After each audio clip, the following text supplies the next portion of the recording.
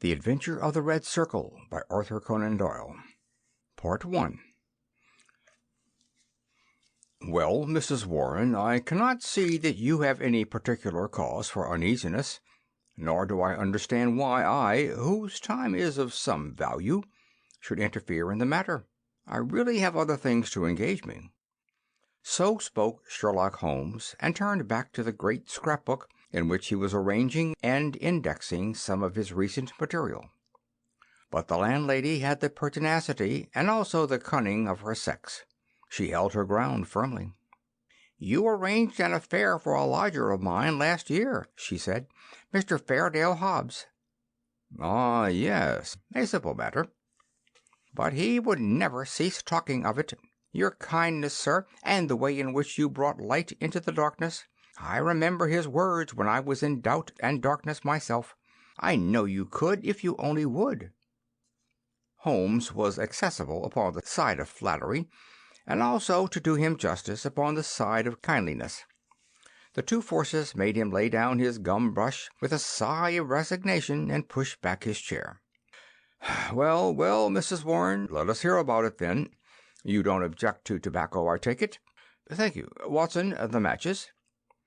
"You are uneasy, as I understand, because your new lodger remains in his rooms and you cannot see him. Why, bless you, Mrs. Warren, if I were your lodger you often would not see me for weeks on end." "No doubt, sir, but this is different. It frightens me, Mr. Holmes. I can't sleep for fright. To hear his quick step moving here and moving there from early morning to late at night, and yet never to catch so much as a glimpse of him, it's more than I can stand. My husband is as nervous over it as I am, but he is out at his work all day, while I get no rest from it. What is he hiding from? What has he done? Except for the girl, I am all alone in the house with him, and it's more than my nerves can stand." Holmes leaned forward and laid his long, thin fingers upon the woman's shoulder. He had an almost hypnotic power of soothing when he wished. The scared look faded from her eyes, and her agitated features smoothed into their usual commonplace. She sat down in the chair which he had indicated. "If I take it up, I must understand every detail," said he. "Take time to consider. The smallest point may be the most essential. You say that the man came 10 days ago and paid you for a fortnight's board and lodging?" "He asked my terms, sir. I said 50 shillings a week. There is a small sitting-room and bedroom, and all complete, at the top of the house." "Well?" "He said, 'I'll pay you £5 a week if I can have it on my own terms.' I'm a poor woman, sir, and Mr. Warren earns little, and the money meant much to me. He took out a £10 note, and he held it out to me then and there. 'You can have the same every fortnight for a long time to come if you keep the terms,' he said. 'If not, I'll have no more to do with you.'" "What were the terms?" "Well, sir, they were that he was to have a key to the house. That was all right. Lodgers often have them. Also, that he was to be left entirely to himself, and never, upon any excuse, to be disturbed." "Nothing wonderful in that, surely?" "Not in reason, sir. But this is out of all reason. He has been there for 10 days, and neither Mr. Warren nor I nor the girl has once set eyes upon him. We can hear that quick step of his, pacing up and down, night, morning, and noon, but except on that first night he has never once gone out of the house." "Oh, he went out the first night, did he?" "Yes, sir, and returned very late, after we were all in bed. He told me, after he had taken the rooms, that he would do so, and asked me not to bar the door. I heard him come up the stair after midnight." "But his meals?" "It was his particular direction that we should always, when he rang, leave his meal upon a chair outside his door. Then he rings again when he has finished, and we take it down from the same chair. If he wants anything else, he prints it on a slip of paper and leaves it." "Prints it?" "Yes, sir. Prints it in pencil. Just a word, nothing more. Here's the one I brought to show you. Soap. Here's another. Match. This is one he left the first morning. Daily Gazette. I leave that paper with his breakfast every morning." "Dear me, Watson," said Holmes, staring with great curiosity at the slips of foolscap which the lady had handed to him. "This is certainly a little unusual. Seclusion I can understand, but why print? Printing is a clumsy process. Why not write? What would it suggest, Watson?" "That he desired to conceal his handwriting." "But why? What can it matter to him that his landlady should have a word of his writing? Still, it may be as you say. Then again, why such laconic messages?" "I cannot imagine." "It opens a pleasing field for intelligent speculation. The words are written with a broad-pointed, violet-tinted pencil of a not unusual pattern. You will observe that the paper is torn away at the side here after the printing was done, so that the S of soap is partly gone. Suggestive, Watson, is it not?" "Of caution?" "Exactly. There was evidently some mark, some thumbprint, something which might give a clue to the person's identity. Now, Mrs. Warren, you say that the man was of middle size, dark and bearded. What age would he be?" "Youngish, sir. Not over 30. "Well, can you give me no further indications?" "He spoke good English, sir, and yet I thought he was a foreigner by his accent." "And he was well dressed?" "Very smartly dressed, sir. Quite the gentleman. Dark clothes, nothing you would note." "He gave no name?" "No, sir." "And has had no letters or callers?" "None." "But surely you or the girl enter his room of a morning?" "No, sir. He looks after himself entirely." "Dear me, that is certainly remarkable. What about his luggage?" "He had one big brown bag with him, nothing else." "Well, we don't seem to have much material to help us. Do you say nothing has come out of that room? Absolutely nothing?" The landlady drew an envelope from her bag. From it she shook out 2 burnt matches and a cigarette end upon the table. "They were on his tray this morning. I brought them because I had heard that you can read great things out of small ones." Holmes shrugged his shoulders. "There is nothing here," said he.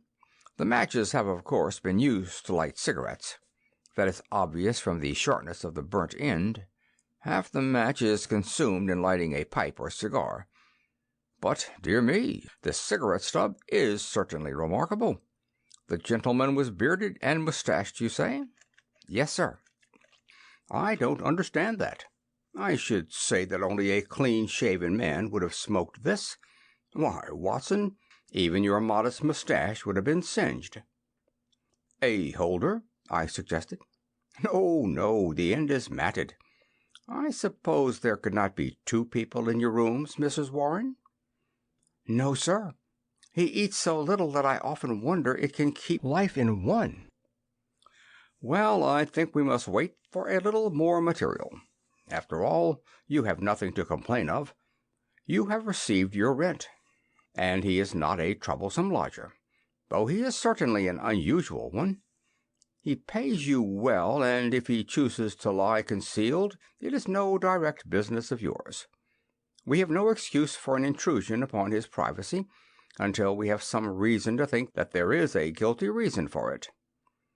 I have taken up the matter, and I won't lose sight of it. Report to me if anything fresh occurs, and rely upon my assistance if it should be needed." "There are certainly some points of interest in this case, Watson," he remarked when the landlady had left us. "It may, of course, be trivial, individual eccentricity, or it may be very much deeper than appears on the surface. The first thing that strikes me is the obvious possibility that the person now in the rooms may be entirely different from the one who engaged them." "Why should you think so?" "Well, apart from this cigarette end, was it not suggestive that the only time the lodger went out was immediately after his taking the rooms? He came back, or someone came back, when all witnesses were out of the way. We have no proof that the person who came back was the person who went out. Then again, the man who took the rooms spoke English well. This other, however, prints match when it should have been matches. I can imagine that the word was taken out of a dictionary, which would give the noun but not the plural. The laconic style may be to conceal the absence of knowledge of English. Yes, Watson, there are good reasons to suspect that there has been a substitution of lodgers. But for what possible end? Ah, there lies our problem. There is one rather obvious line of investigation. He took down the great book in which, day by day, he filed the agony columns of the various London journals. "Dear me," said he, turning over the pages, "what a chorus of groans, cries, and bleatings! What a rag-bag of singular happenings! But surely the most valuable hunting ground that ever was given to a student of the unusual. This person is alone and cannot be approached by letter without a breach of that absolute secrecy which is desired. How is any news or any message to reach him from without? Obviously, by advertisement through a newspaper. There seems no other way, and fortunately we can concern ourselves with the one paper only. Here are the Daily Gazette extracts of the last fortnight. Lady with a black boa at Prince's Skating Club. That we may pass. Surely Jimmy will not break his mother's heart. That appears to be irrelevant. If the lady who fainted on Brixton's bus, she does not interest me. Every day my heart longs. Bleat, Watson, unmitigated bleat. Ah, this is a little more possible. Listen to this. Be patient. We'll find some means of communications. Meanwhile, this column, G. That is 2 days after Mrs. Warren's lodger arrived. It sounds plausible, does it not? The mysterious one could understand English, even if he could not print it. Let us see if we can pick up the trace again. Yes, here we are, 3 days later. Am making successful arrangements. Patience and prudence. The clouds will pass. G. Nothing for a week after that. Then comes something much more definite. The path is clearing. If I find chance signal message, remember code agreed, 1A, 2B, and so on. You will hear soon. G. That was in yesterday's paper, and there is nothing in today's. It's all very appropriate to Mrs. Warren's lodger. If we wait a little, Watson, I don't doubt that the affair will grow more intelligible. So it proved, for in the morning I found my friend standing on the hearthrug with his back to the fire and a smile of complete satisfaction upon his face. "How's this, Watson?" he cried, picking up the paper from the table. "High red house with white stone facings, 3rd floor, 2nd window left, after dusk. G. That is definite enough. I think after breakfast we must make a little reconnaissance of Mrs. Warren's neighborhood. Ah, Mrs. Warren, what news do you bring us this morning?" Our client had suddenly burst into the room with an explosive energy which told of some new and momentous development. "It's a police matter, Mr. Holmes," she cried. "I'll have no more of it. He shall pack out of there with his baggage. I would have gone straight up and told him so, only I thought it was but fair to you to take your opinion first. But I'm at the end of my patience, and when it comes to knocking my old man about—" "Knocking Mr. Warren about?" "Using him roughly, anyway." "But who used him roughly?" "Ah, that's what we want to know. It was this morning, sir. Mr. Warren is a timekeeper at Morton and Waylight's, in Tottenham Court, sir. He has to be out of the house before 7. Well, this morning he had not gone 10 paces down the road when 2 men came up behind him, threw a coat over his head, and bundled him into a cab that was beside the curb. They drove him an hour, and then opened the door and shot him out. He lay in the roadway so shaken in his wits that he never saw what became of the cab. When he picked himself up he found he was on Hampstead Heath, so he took a bus home, and there he lies now on his sofa, while I came straight round to tell you what had happened. "Most interesting," said Holmes. "Did he observe the appearance of these men? Did he hear them talk?" "No, he is clean dazed. He just knows that he was lifted up as if by magic, and dropped as if by magic. Two at least were in it, and maybe three." "And you connect this attack with your lodger?" "Well, we've lived there 15 years, and no such happenings ever came before. I've had enough of him. Money's not everything. I'll have him out of my house before the day is done." "Wait a bit, Mrs. Warren. Do nothing rash. I begin to think that this affair may be very much more important than appeared at first. It is clear now that some danger is threatening your lodger. It is equally clear that his enemies, lying in wait for him near your door, mistook your husband for him in the foggy morning light. On discovering their mistake, they released him. What they would have done had it not been a mistake, we can only conjecture." "What am I to do, Mr. Holmes?" "I have a great fancy to see this lodger of yours, Mrs. Warren." "I don't see how that is to be managed, unless you break in the door. I always hear him unlock it as I go down the stair after I leave the tray." "He has to take the tray in. Surely we could conceal ourselves and see him do it?" The landlady thought for a moment. "Well, sir, there's the box room opposite. I could arrange a looking-glass, maybe, and if you were behind the door—" "Excellent," said Holmes. "When does he lunch?" "About 1, sir." "Then Dr. Watson and I will come round in time. For the present, Mrs. Warren, good-bye." At 12:30 we found ourselves upon the steps of Mrs. Warren's house, a high, thin, yellow brick edifice in Great Orme Street, a narrow thoroughfare at the northeast side of the British Museum. Standing as it does near the corner of the street, it commands a view down Howe Street, with its more pretentious houses. Holmes pointed with a chuckle to one of these, a row of residential flats, which projected so that they could not fail to catch the eye. "See, Watson," said he, "high red house with stone facings. There is the signal station, all right. We know the place and we know the code, so surely our task should be simple. There is a To Let card in that window. It is evidently an empty flat to which the confederate has access. Well, Mrs. Warren, what now?" "I have it all ready for you. If you will both come up and leave your boots below on the landing, I'll put you there now." It was an excellent hiding place which she had arranged. The mirror was so placed that, seated in the dark, we could very plainly see the door opposite. We had hardly settled down in it, and Mrs. Warren left us, when a distant tinkle announced that our mysterious neighbor had rung. Presently the landlady appeared with the tray, laid it down upon a chair beside the closed door, and then, treading heavily, departed. Crouching together in the angle of the door, we kept our eyes fixed upon the mirror. Suddenly, as the landlady's footsteps died away, there was the creak of a turning key, the handle revolved, and two thin hands darted out and lifted the tray from the chair. An instant later it was hurriedly replaced, and I caught a glimpse of a dark, beautiful, horrified face glaring at the narrow opening of the box room.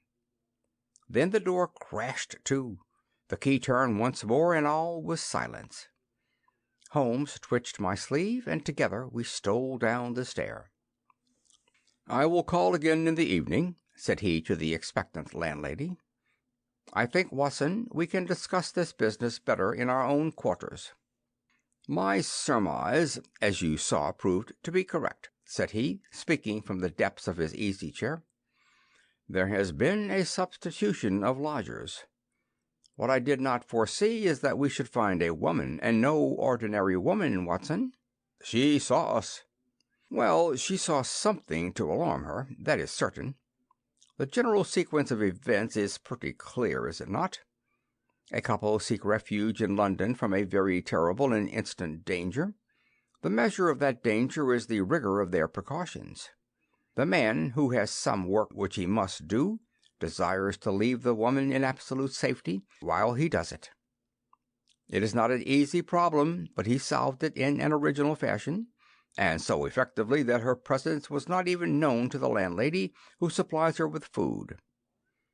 The printed messages, as is now evident, were to prevent her sex from being discovered by her writing. The man cannot come near the woman, or he will guide their enemies to her. Since he cannot communicate with her direct, he has recourse to the agony column of a paper. So far, all is clear. But what is at the root of it? Ah, yes, Watson, severely practical, as usual. What is at the root of it all? Mrs. Warren's whimsical problem enlarges somewhat and assumes a more sinister aspect as we proceed. This much we can say. That is no ordinary love escapade. You saw the woman's face at the sign of danger. We have heard, too, of the attack upon the landlord, which was undoubtedly meant for the lodger. These alarms, and the desperate need for secrecy, argue that the matter is one of life or death.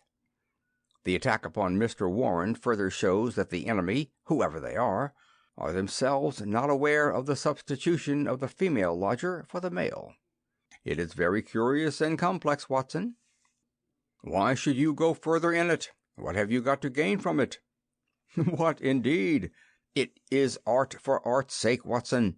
I suppose when you doctored, you found yourself studying cases without thought of a fee? For my education, Holmes? Education never ends, Watson. It is a series of lessons with the greatest for the last. This is an instructive case.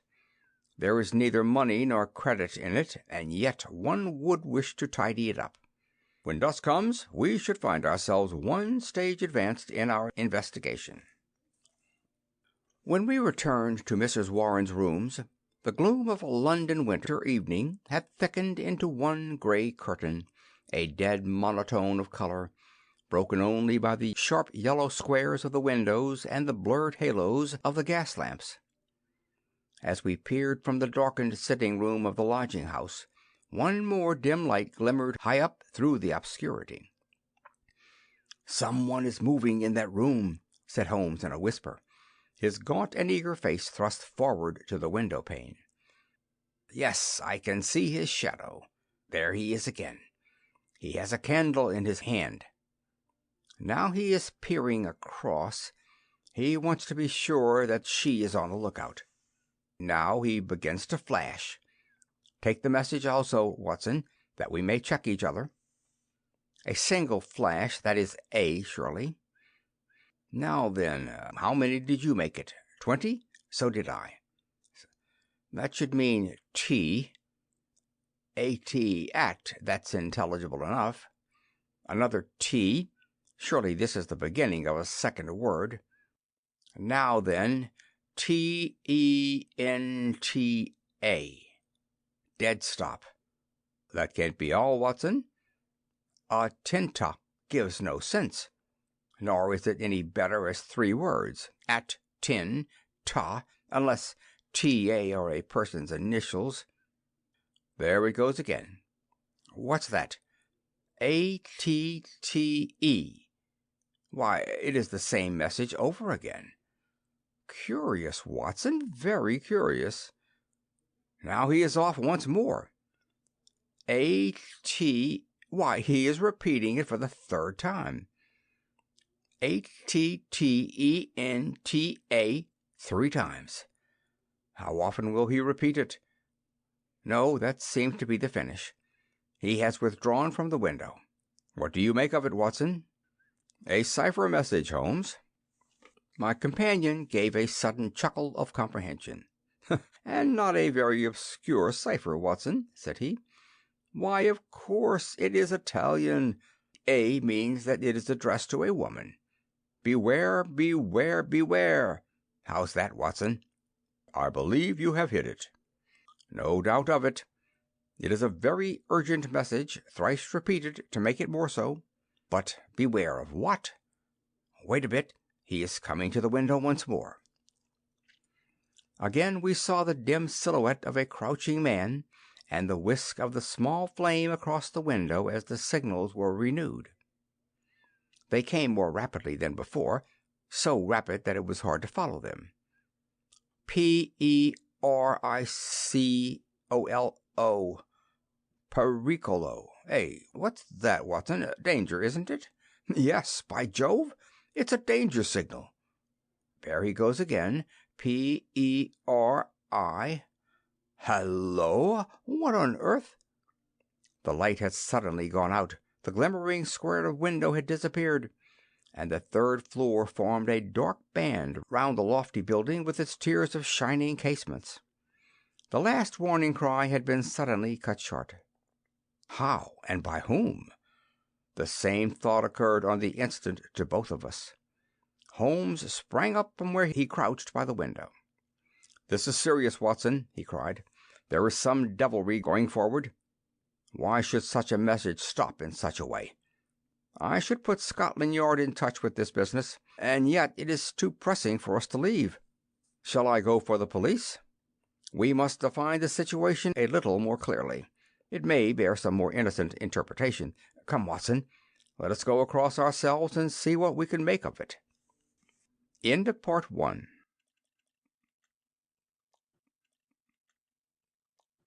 Part 2. As we walked rapidly down Howe Street, I glanced back at the building which we had left. There, dimly outlined at the top window, I could see the shadow of a head, a woman's head, gazing tensely, rigidly, out into the night, waiting with breathless suspense for the renewal of that interrupted message. At the doorway of the Howe Street flats a man, muffled in a cravat and greatcoat, was leaning against the railing. He started as the hall light fell upon our faces. "Holmes!" he cried. "Why, Gregson!" said my companion as he shook hands with the Scotland Yard detective. "Journeys end with lovers' meetings. What brings you here?" "The same reason that brings you, I expect," said Gregson. "How you got on to it, I can't imagine. Different threads, but leading up to the same tangle. I've been taking the signals." "Signals?" "Yes, from that window. They broke off in the middle. We came over here to see the reason, but since it is safe in your hands, I see no object in continuing this business." "Wait a bit," cried Gregson eagerly. "I'll do you this justice, Mr. Holmes, that I was never in a case yet that I didn't feel stronger for having you on my side. There's only one exit to these flats, so we have him safe." "Who is he?" "Well, well, we score over you for once, Mr. Holmes. You must give us best this time." He struck his stick sharply upon the ground, on which a cabman, his whip in hand, sauntered over from a four-wheeler which stood on the far side of the street. "May I introduce you to Mr. Sherlock Holmes?" he said to the cabman. "This is Mr. Leverton of Pinkerton's American Agency." "The hero of the Long Island cave mystery," said Holmes. "Sir, I am pleased to meet you." The American, a quiet, businesslike young man with a clean-shaven, hatchet face, flushed up at the words of commendation. "I am on the trail of my life now, Mr. Holmes," said he. "If I can get Georgiano—" "What? Georgiano of the Red Circle? Oh, he has a European fame, has he? Well, we've learned all about him in America. We know he is at the bottom of 50 murders, and yet we have nothing positive we can take him on. I tracked him over from New York, and I've been close to him for a week in London, waiting some excuse to get my hands on his collar. Mr. Gregson and I ran him to ground in that big tenement house, and there's only one door, so he can't slip us. There's 3 folk come out since he went in, but I'll swear he wasn't one of them." "Mr. Holmes talks of signals," said Gregson. "I expect, as usual, he knows a good deal that we don't." In a few clear words, Holmes explained the situation as it had appeared to us. The American struck his hands together with vexation. "He's on to us!" he cried. "Why do you think so?" "Well, it figures out that way, does it not? Here he is, sending out messages to an accomplice. There are several of his gang in London. Then suddenly, just as, by your account, he was telling them there was danger, he broke short off. What could it mean except that from the window he had suddenly either caught sight of us in the street or in some way come to understand how close the danger was, and that he must act right away if he was to avoid it. What do you suggest, Mr. Holmes?" "That we go up at once and see for ourselves." "But we have no warrant for his arrest." "He is in unoccupied premises under suspicious circumstances," said Gregson. "That is good enough for the moment. When we have him by the heels, we can see if New York can't help us to keep him. I'll take the responsibility for arresting him now." Our official detectives may blunder in the matter of intelligence, but never in that of courage. Gregson climbed the stairs to arrest this desperate murderer with the same absolute quiet and businesslike bearing with which he would have ascended the official staircase of Scotland Yard. The Pinkerton man had tried to push past him, but Gregson had firmly elbowed him back. London dangers were the privilege of the London force. The door of the left-hand flat upon the third landing was standing ajar. Gregson pushed it open. Within, all was absolute silence and darkness. I struck a match and lit the detective's lantern. As I did so, and as the flicker steadied into a flame, we all gave a gasp of surprise. On the deal boards of the carpetless floor there was outlined a fresh track of blood. The red steps pointed toward us and away from an inner room, the door of which was closed. Gregson flung it open and held his light full blaze in front of him, while we all peered eagerly over his shoulders. In the middle of the floor of the empty room was huddled the figure of an enormous man, his clean-shaven, swarthy face grotesquely horrible in its contortion, and his head encircled by a ghastly crimson halo of blood, lying in a broad wet circle upon the white woodwork. His knees were drawn up, his hands thrown out in agony, and from the center of his broad brown, upturned throat there projected the white haft of a knife, driven blade deep into his body. Giant as he was, the man must have gone down like a pole-axed ox before that terrific blow. Beside his right hand a most formidable horn-handled, two-edged dagger lay upon the floor, and near it a black kid glove. "By George, it's Black Georgiano himself!" cried the American detective. "Someone has got ahead of us this time." "Here is the candle in the window, Mr. Holmes," said Gregson. "Why, whatever are you doing?" Holmes had stepped across, had lit the candle, and was passing it backward and forward across the window panes. Then he peered into the darkness, blew the candle out, and threw it on the floor. "I rather think that will be helpful," said he. He came over and stood in deep thought while the two professionals were examining the body. "You say that 3 people came out of the flat while you were waiting downstairs?" said he at last. "Did you observe them closely?" "Yes, I did." "Was there a fellow about 30, black-bearded, dark, of middle size?" "Yes, he was the last to pass me." "That is your man, I fancy." "I can give you his description, and we have a very excellent outline of his footmark. That should be enough for you." "Not much, Mr. Holmes, among the millions of London." "Perhaps not. That is why I thought it best to summon this lady to your aid." We all turned round at the words. There, framed in the doorway, was a tall and beautiful woman, the mysterious lodger of Bloomsbury. Slowly she advanced, her face pale and drawn with a frightful apprehension, her eyes fixed and staring, her terrified gaze riveted upon the dark figure on the floor. "You have killed him," she muttered. "Oh, Dio mio, you have killed him!" Then I heard a sudden sharp intake of her breath, and she sprang into the air with a cry of joy. Round and round the room she danced, her hands clapping, her dark eyes gleaming with delighted wonder, and 1,000 pretty Italian exclamations pouring from her lips. It was terrible and amazing to see such a woman so convulsed with joy at such a sight. Suddenly she stopped and gazed at us all with a questioning stare.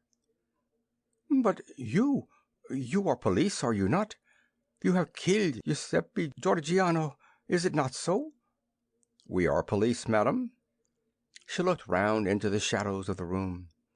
"But then where is Gennaro?" she asked. "He is my husband. Gennaro Luca. I am Emilia Luca, and we are both from New York. Where is Gennaro? He called me this moment from this window, and I ran with all my speed." "It was I who called," said Holmes. "You? How could you call?" "Your cipher was not difficult, madam. Your presence here was desirable. I knew that I had only to flash 'Veni,' and you would surely come." The beautiful Italian looked with awe at my companion. "I do not understand how you know these things," she said. "Giuseppe Georgiano, how did he—" She paused, and then suddenly her face lit up with pride and delight. "Now I see it! My Gennaro, my splendid, beautiful Gennaro, who has guarded me safe from all harm. He did it. With his own strong hand he killed the monster. Oh, Gennaro, how wonderful you are! What woman could ever be worthy of such a man?" "Well, Mrs. Luca," said the prosaic Gregson, laying his hand upon the lady's sleeve with as little sentiment as if she were a Notting Hill hooligan, "I am not very clear yet who you are or what you are, but you have said enough to make it very clear that we shall want you at the Yard." "One moment, Gregson," said Holmes. "I rather fancy that this lady may be as anxious to give us information as we can be to get it. You understand, madam, that your husband will be arrested and tried for the death of the man who lies before us. What you say may be used in evidence. But if you think that he has acted from motives which are not criminal, and which he would wish to have known, then you cannot serve him better than by telling us the whole story." "Now that Georgiano is dead, we fear nothing," said the lady. "He was a devil and a monster, and there can be no judge in the world who would punish my husband for having killed him." "In that case," said Holmes, "my suggestion is that we lock this door, leave things as we found them, go with this lady to her room, and form our opinion after we have heard what it is she has to say to us." Half an hour later we were seated, all four, in the small sitting-room of Signora Luca, listening to her remarkable narrative of those sinister events, the ending of which we had chanced to witness. She spoke in rapid and fluent but very unconventional English, which, for the sake of clearness, I will make grammatical. "I was born in Posillipo, near Naples," said she, "and was the daughter of Augusto Borelli, who was the chief lawyer and once the deputy of that port. Gennaro was in my father's employment, and I came to love him as any woman must. He had neither money nor position, nothing but his beauty and strength and energy, so my father forbade the match. We fled together, were married at Bari, and sold my jewels to gain the money which would take us to America. This was 4 years ago, and we have been in New York ever since. Fortune was very good to us at first. Gennaro was able to do a service to an Italian gentleman. He saved him from some ruffians in the place called the Bowery, and so made a powerful friend. His name was Tito Castellati, and he was the senior partner of the great firm of Castellati and Zamba, who were the chief fruit importers of New York. Signor Zamba is an invalid, and our new friend Castellati has all power within the firm, which employs more than 300 men. He took my husband into his employment, made him head of a department, and showed his good will towards him in every way. Signor Castellati was a bachelor, and I believe that he felt as if Gennaro was his son, and both my husband and I loved him as if he were our father. We had taken and furnished a little house in Brooklyn, and our whole future seemed assured when that black cloud appeared which was soon to overspread our sky. One night, when Gennaro returned from his work, he brought a fellow countryman back with him. His name was Georgiano, and he had come also from Posillipo. He was a huge man, as you can testify, for you have looked upon his corpse. Not only was his body that of a giant, but everything about him was grotesque, gigantic, and terrifying. His voice was like thunder in our little house. There was scarce room for the whirl of his great arms as he talked. His thoughts, his emotions, his passions, all were exaggerated and monstrous. He talked, or rather roared, with such energy that others could but sit and listen, cowed with the mighty stream of words. His eyes blazed at you and held you at his mercy. He was a terrible and wonderful man. I thank God that he is dead. He came again and again, yet I was aware that Gennaro was no more happy than I was in his presence. My poor husband would sit pale and listless, listening to the endless raving upon politics and upon social questions which made up our visitor's conversation. Gennaro said nothing, but I, who knew him so well, could read in his face some emotion which I had never seen there before. At first I thought that it was dislike, and then, gradually, I understood that it was more than dislike. It was fear, a deep, secret, shrinking fear. That night, the night that I read his terror, I put my arms round him, and I implored him by his love for me and by all that he held dear to hold nothing from me, and to tell me why this huge man overshadowed him so. He told me, and my heart grew cold as ice as I listened. My poor Gennaro, in his wild and fiery days, when all the world seemed against him, and his mind was driven half mad by the injustices of life, had joined a Neapolitan society, the Red Circle, which was allied to the old Carbonari. The oaths and secrets of this brotherhood were frightful, and once within its rule, no escape was possible. When we fled to America, Gennaro thought that he had cast it all off forever. What was his horror one evening to meet in the streets the very man who had initiated him in Naples, the giant Giorgiano, a man who had earned the name of Death in the south of Italy, for he was red to the elbow in murder. He had come to New York to avoid the Italian police, and he had already planted a branch of this dreadful society in his new home.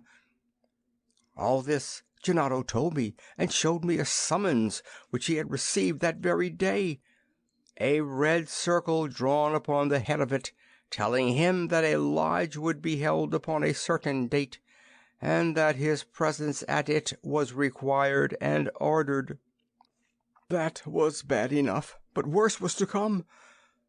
I had noticed for some time that when Giorgiano came to us, as he constantly did in the evening, he spoke much to me, and even when his words were to my husband, those terrible, glaring, wild beast eyes of his were always turned upon me. One night his secret came out. I had awakened what he called love within him, the love of a brute, a savage. Gennaro had not yet returned when he came. He pushed his way in, seized me in his mighty arms, hugged me in his bear's embrace, covered me with kisses, and implored me to come away with him. I was struggling and screaming when Gennaro entered and attacked him. He struck Gennaro senseless and fled from the house which he was never more to enter. It was a deadly enemy that we made that night. A few days later came the meeting. Gennaro returned from it with the face which told me that something dreadful had occurred. It was worse than we could have imagined possible. The funds of the society were raised by blackmailing rich Italians and threatening them with violence should they refuse the money. It seems that Castellotti, our dear friend and benefactor, had been approached. He had refused to yield to threats, and he had handed the notices to the police. It was resolved now that such an example should be made of them as would prevent any other victim from rebelling. At the meeting it was arranged that he and his house should be blown up with dynamite. There was a drawing of lots as to who should carry out the deed. Gennaro saw our enemy's cruel face smiling at him as he dipped his hand in the bag. No doubt it had been prearranged in some fashion, for it was the fatal disc with the red circle upon it, the mandate for murder which lay upon his palm. He was to kill his best friend, or he was to expose himself and me to the vengeance of his comrades. It was part of their fiendish system to punish those whom they feared or hated by injuring not only their own persons but those whom they loved, and it was the knowledge of this which hung as a terror over my poor Gennaro's head and drove him nearly crazy with apprehension. All that night we sat together, our arms round each other, each strengthening each for the troubles that lay before us. The very next evening had been fixed for the attempt. By midday my husband and I were on our way to London, but not before he had given our benefactor full warning of this danger, and had also left such information for the police as would safeguard his life for the future. The rest, gentlemen, you know for yourselves. We were sure that our enemies would be behind us, like our own shadows. Giorgiano had his private reasons for vengeance, but in any case we knew how ruthless, cunning, and untiring he would be. Both Italy and America are full of stories of his dreadful powers. If ever they were exerted, it would be now. My darling made use of the few clear days which our start had given us in arranging for a refuge for me in such a fashion that no possible danger could reach me. For his own part, he wished to be free that he might communicate both with the American and with the Italian police. I do not myself know where he lived or how. All that I learned was through the columns of a newspaper. But once, as I looked through my window, I saw 2 Italians watching the house, and I understood that in some way Giorgiano had found our retreat. Finally Gennaro told me through the paper that he would signal me from a certain window, but when the signals came they were nothing but warnings, which were suddenly interrupted. It is very clear to me now that he knew Giorgiano to be close upon him, and that, thank God, he was ready for him when he came. And now, gentlemen, I would ask you whether we have anything to fear from the law, or whether any judge upon earth would condemn my Gennaro for what he has done."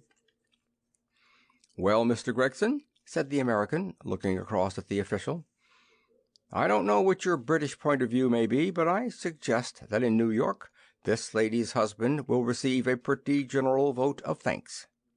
"She will have to come with me and see the chief," Gregson answered. "If what she says is corroborated, I do not think she or her husband has much to fear. But what I can't make heads or tails of, Mr. Holmes, is how on earth you got yourself mixed up in the matter." "Education, Gregson, education. Still seeking knowledge at the old university. Well, Watson, you have one more specimen of the tragic and grotesque to add to your collection. By the way, it is not 8 o'clock, and a Wagner night at Covent Garden. If we hurry, we might be in time for the second act." End of Part 2. End of The Adventure of the Red Circle by Arthur Conan Doyle.